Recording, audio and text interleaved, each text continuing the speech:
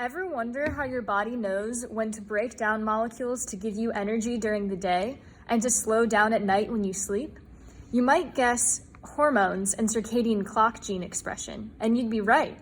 But there's another class of molecules that play a role behind the scenes, reactive oxygen species. Today, we're going to examine how these molecules regulate redox balance in the body and how that's linked to circadian rhythm and metabolic regulation. But before we get into all of that, so what are ROS anyway? ROS are derived from molecular oxygen molecules that are present in the body. They are excellent at oxidizing because of how reactive oxygen is, and many ROS contain an unpaired electron, which makes them radicals and very reactive. However, there is nothing rad about excess ROS, as they will go on to steal electrons from lipids, proteins, and DNA due to their high reactivity and instability. For instance, ROS can oxidize deoxyguanosine and turn it into 8-hydroxy-2-deoxyguanosine. This structural change can lead to base pairing problems and ultimate protein dysfunction.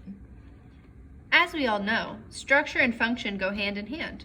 So it is no surprise that the loss of electrons from these macromolecules can be debilitating to their normal cellular functions and the signal transduction pathways they are involved in.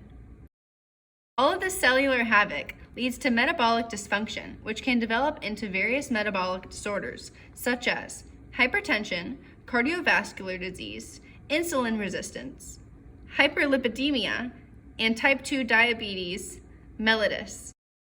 We've talked about what ROS go on to do, but where do they come from? This should look familiar. The electron transport chain is the primary source of ROS generation.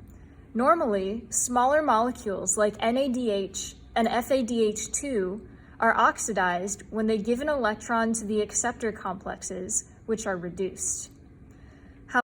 However, when there is an excess of oxygen, electrons escape the ETC and reduce molecular oxygen atoms to form superoxide radicals. So if superoxide radicals are very reactive, why does the body produce them in the first place? It's well known that enzymes and hormones play a role in metabolism, like insulin, which signals for glucose breakdown. However, these molecules don't act alone. And you guessed it, they are affected by redox pathways and ROS. These redox pathways control metabolism through pro and anti-free radical pathways.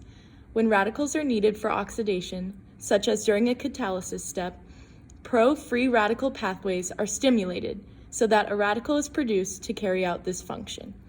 Conversely, when radicals are no longer needed, the pathway is inhibited and free radical production stops.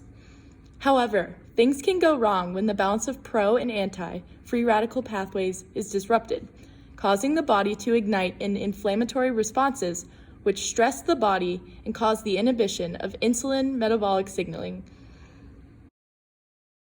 This is one way in which insulin resistance develops, which can progress into type 2 diabetes.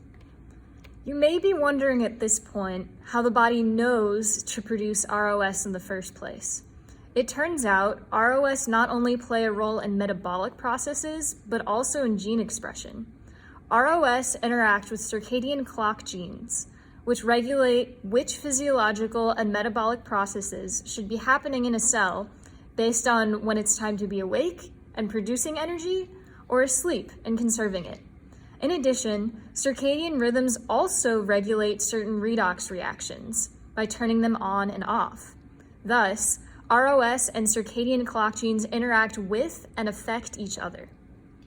Because redox imbalance leads to many serious clinical issues and diseases, scientists have recently been looking into ways to correct this imbalance.